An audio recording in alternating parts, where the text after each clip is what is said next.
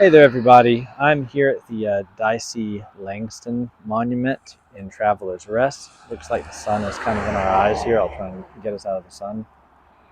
Yeah, okay. Well, I don't want to get that house in the shot. Yeah, this is the monument to a Revolutionary War hero of South Carolina, Dicey Langston. Most people, when they think of the American Revolution, they think of George Washington crossing the Delaware, big armies marching around. In reality, 90% of the revolution was fought in small battles and skirmishes between neighbors in places like this. And a lot of the local heroes only live on in local legend. So Dicey Langston is definitely one of those people. Um, to understand her, you kind of have to understand a little bit about where she grew up. She grew up down in Clinton, South Carolina, what's now present-day Lawrence County. So I decided to come out to the Swamp Rabbit Trail to finish up the video just because it was too loud out there. So Dicey Langston was from Clinton, and at that time Clinton was actually Tory country. There were a lot of loyalists down there who didn't want to break away from the king. So however, her family were ardent Whigs. We call them patriots now. At the time, they were called Whigs. So Whigs wanted to break away from the king. So her family were ardent Whigs, even though they lived in a loyalist area.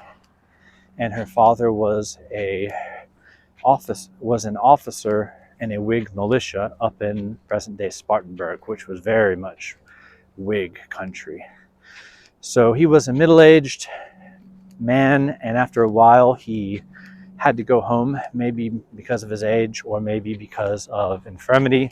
But in any case, when he returned home, he was exposed to the depredations of local loyalists. So according to the story, they paid him a visit one night. The Tories forcibly entered his house and had the intention to kill him. No doubt they would have done so if Dicey hadn't put herself between her father and the Tories' guns, very bravely saving his life.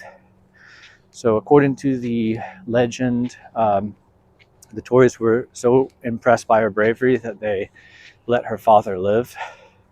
It could be that they were just too squeamish to kill a 14-year-old girl because she was 14 years old when all this was going on. Her most famous exploit was when a loyalist partisan by the name of William Cunningham, Bloody Bill Cunningham, as he was known at the time, made an expedition through the backcountry. His expedition through the backcountry was called the Bloody Scout, and on that expedition he stopped in present-day Lawrence County, Clinton, South Carolina, very near to Dicey's home. According to the story, Dicey found out that Bloody Bill and his men were headed for the Elder Settlement on the Tiger River, which was, which was a Whig settlement, mostly Whigs that lived there. And so she traversed a large stretch of countryside at night and crossed a swollen river to warn the people so that they could evacuate. Some say it was 5 miles, some say it was 20 miles, some say she went on foot, some say she went on horseback, some say it was the Enoree River, some say it was the Tiger River.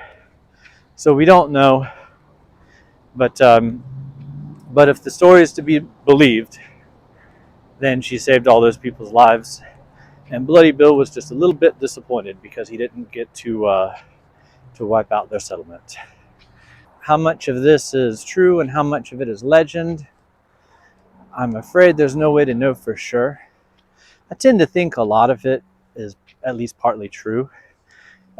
We do have her obituary published, when she died, of course, in 1837. And it says that she took part in the struggle against the Tories in the Revolution, and it says that her family was very much preyed upon by local loyalists. She's also mentioned in her father's will, something which bears mentioning. Her father, who had a lot of children, only left her $2 in his will. So kind of a cheapskate. And it's not like he didn't have anything to leave her. He left her siblings, um, cattle and furniture. And he left his daughter, who saved his life, only $2. So it kind of goes to show a lot of times heroes go unappreciated in their days. And I think also it bears mentioning that you have all these stories of revolutionary heroines like Molly Pitcher or Dicey Langston. And they're not really appreciated in their time. Well, let me say that again.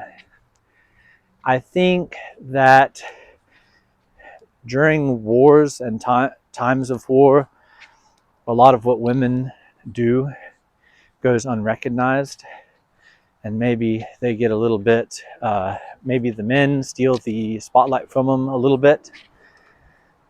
And so the flip side of that, a lot of times, is that after they die, they become larger than life and they pass into legend. So there you have it. Dicey Langston, a revolutionary legend. And the reason her monument is in Travelers Rest is that she actually settled down there after the war. She married a revolutionary captain whose last name was Springfield. I can't remember his first name. But they had 22 children together. A lot of kids. I'd say she deserves a monument just for that. Yeah, so Dicey Langston, we salute you. Anyway, hopefully you like my video. I've also been designing t-shirts. I made a website for my t-shirts. There are t-shirts for people who like hiking and camping and things like that. So that's you. Check out my website. I put a link to it in the description, and tell me what you think. But yeah, thanks for watching. And if you get a chance, check out Travelers Rest here in the beautiful Swamp Rabbit Trail, because it's really nice, peaceful walk. Okay, thanks for watching. Hope you have a nice day.